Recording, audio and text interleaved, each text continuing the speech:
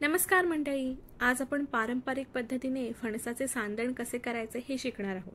त्यासाठी पिकलेल्या फणसाचे गरे लागतात। तर फणस कसा फोडायचा हे आपण मागच्या व्हिडिओमध्ये पाहिले आहे, त्याची लिंक मी डिस्क्रिप्शन मध्ये देत आहे।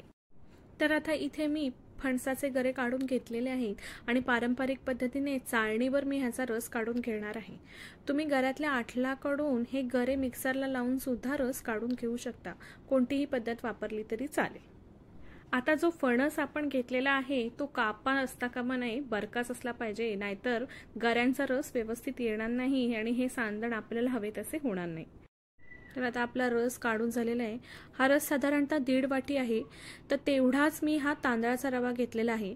तांदळाचा रवा म्हणजे हे तांदूळ मी बारीक मिक्सर मधून काढून घेतलेले आहेत। तुम्ही या जागी इडली रवाही वापरू शकता। आता इथे मी पाऊण कप गूळ घेतलेला आहे आणि आता हा मी ह्या रसामध्ये घालून मिक्स करून घेणार आहे।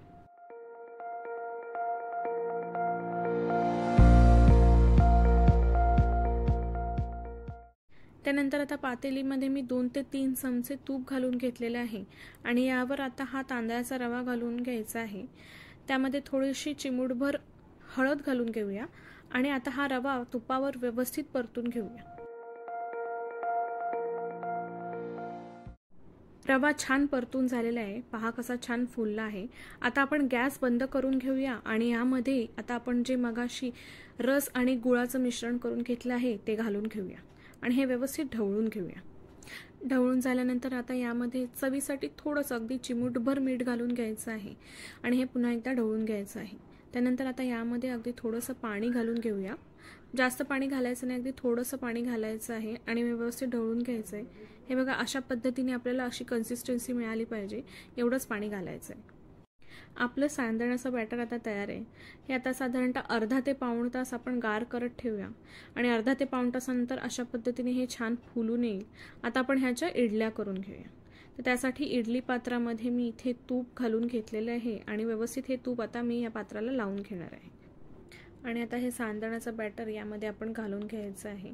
ज्या पद्धतीने आपण इडलीचं बॅटर घालून घेतो त्याच पद्धतीने ही प्रोसेस करायची आहे आणि आता यानंतर आपण ह्याला मस्त वाफ काढून घेऊया। आपण जशी इडलीला वाफ देतो त्याच पद्धतीने सांदणाला 10 ते 15 मिनिटं वाफ काढून घ्यायची आहे। 10 मिनिटं झालेली आहेत। आता गॅस बंद करूया। आपले सांदण आता रेडी आहेत। आता या मोल्डमधनं आपण काढण्यासाठी थोडं गार करून घेऊया आणि मोल्डमधनं हे सांदण काढून घेऊया। आपले सांदण आता रेडी आहेत। पहा किती सुरेख कलर आलेला आहे आणि हे चवीलाही फार सुंदर झालेले आहे।